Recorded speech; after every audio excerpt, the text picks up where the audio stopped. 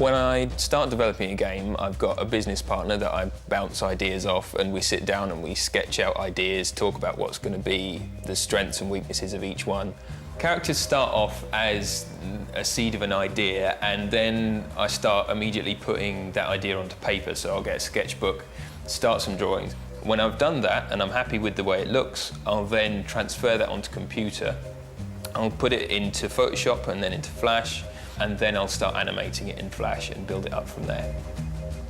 When I'm creating a character, I'm thinking all the time about, is it gonna interest an audience? And then I'm also thinking, how easy is it gonna be to animate? So, for example, with the Rick character, I did him without any arms, so I just did hands, which meant that I didn't have to animate any limbs, anything like that that could take time. The more realistic, generally, you want it to look, the longer it's gonna take.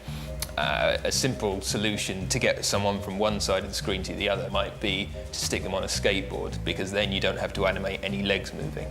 There is free software that you can use to create your own projects. There is free sound software, there's something called Audacity, there is something called Toon Boom, and in fact there are plenty of free trials of software like Photoshop and Flash, where you can get 30 days just to try it out. A top tip for anyone wanting to get into online games design is to always keep a sketchbook with you. You never know when an idea is going to hit you, so you should always write it down as soon as you get it. A top tip is to get out of the house. Don't just stay in playing video games, but look for inspiration everywhere, and you'll be surprised with what you come up with.